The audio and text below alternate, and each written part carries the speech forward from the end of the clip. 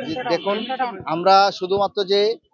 ইব্রাহিম খলিল এর উপর গতকালকে যে ধারালো অস্ত্র দিয়ে আঘাত হয়েছে, যদি এটি একটি বিচ্ছিন্ন কোনো ঘটনা নয়, ব্যক্তি কোনো ঘটনা নয়, সারা দেশেই দেশব্যাপী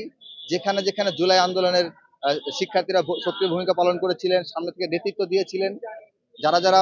ফ্রন্ট লাইনার ছিলেন, তাদের প্রত্যেকের উপরে টার্গেট করে করে কোথাও কোথাও হামলা চালানো হচ্ছে, কোথাও কোথাও শহীদ করা হচ্ছে, কোথাও কোথাও তাদের বিরুদ্ধে অনলাইনে অফলাইনে প্রোপাগান্ডা ছড়ানো হচ্ছে। এইভাবে করে বিমানবীকরণ করার একটা পায়তারা তারা চালানো হচ্ছে, বিভিন্ন জায়গায় চালানো হচ্ছে। তা আমরা বরাবর এসবের বিরুদ্ধে সোচ্চার আছি এবং আমরা আশা রাখবো যে বর্তমান যাদের হাতে দেশের দায়িত্ব রয়েছে, তারা এই ব্যাপারে সোচ্চার হবেন। বিএনপির ব্যাপারে একটা আহ,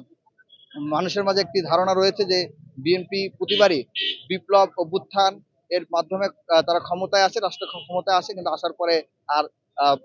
বিপ্লবীদেরকে বা অভ্যুত্থানকারীদেরকে, অভ্যুত্থানের নেতৃত্ব দানকারীদের নিরাপত্তা দূরের কথা, তাদের চিন্তার সাথে সম্পূর্ণ 180 ডিগ্রি বিপরীত অবস্থান করেন এবং কোনো কোনো ক্ষেত্রে সেই বিপ্লবীদেরকেই ফাঁসির কাজটাও ঝুলাতে তাদের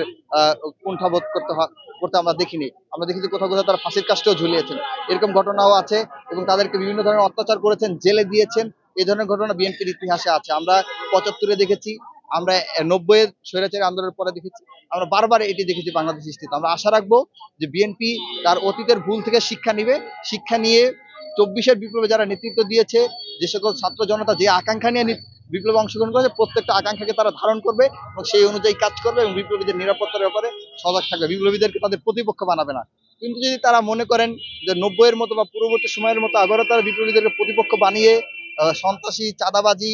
দুর্নীতিবাজ, মাফিয়াতন্ত্রের কাঁধে ভর করে 5 বছর শাসন ক্ষমতা পরিচালনা করবেন, তাহলে আমরা তাদেরকে বলবো যে আসলে তারা আসলে আহ ভুল ভুল তো বলেই বোকার স্বর্গে আসলে বসবাস করছেন। আমরা